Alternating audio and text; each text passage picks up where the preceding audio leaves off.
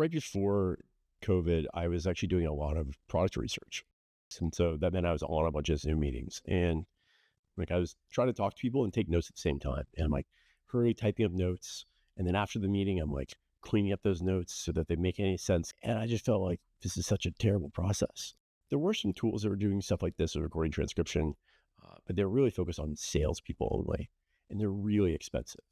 And we say, gosh, why are they so expensive? Well, because transcription is really expensive. And so we kind of have this thesis that like, we think transcription is going to become really cheap. There's a product that people were charging $150 a month for, but we said, we're going to give it away for free because we think that cost curve will catch up. By the time we have enough usage, the cost curve will come down. And we think this thing will just spread like wildfire. And then we'll drop in AI when it gets really good, and it'll get even better. That was kind of the thesis. I like to think about metrics, and I like to think about metrics back to front. So I always say, I want to solve one key metric at a time in the business. I see a lot of people that like start off and they're like, we're trying to monetize, and we're trying to prove engagement, and we're trying to fix our onboarding. I'm like, pick one, right? In Fathom's case, it was like I always start with free user retention first. I'm a big fan of monetize. We did monetize until we were 2 years in. I'm a big fan of delayed monetization because I think it's hard enough to get people to use the thing, but then to get them also to pay for it, getting them to use it's a hard enough barrier for most products, in my opinion. And I'm generally of the belief that if someone's using your product day in, day out, you'll eventually find a way to charge them, or you'll charge people like them. So we focused on retention first and really figured out retention. Once we figured out retention in that beta period with those 50 users I mentioned, then great, we launched, we saw those users, we saw that onboarding didn't work. And then we got really smart about, okay, let's make sure onboarding works really well. Great, now that onboarding works really well, let's focus on referral loops and like virality. Oh wait, the market shifted, no one cares about growth. Put referral loops on the shelf and go focus on monetization.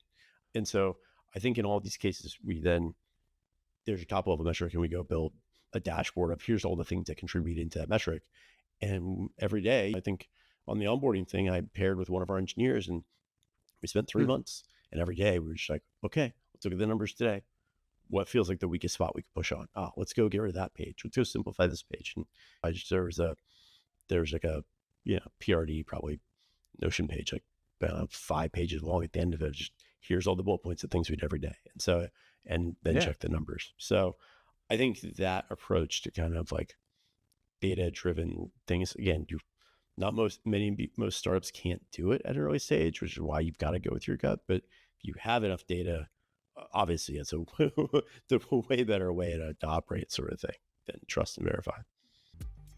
See, now listening to that, you might think Richard just has a cute little AI note-taking service, and that's what he focused on, building his own proprietary technology. And as he says in an interview with TechCrunch about the Series A, he goes, working with models is very different from typical engineering projects. His quote, their output is not a feature, it's actually spec. And it has a failure rate. It's not like engineering where you put something on the roadmap, it gets done. It's like 50% time right now. If it's not good enough, let's go check back in 6 months.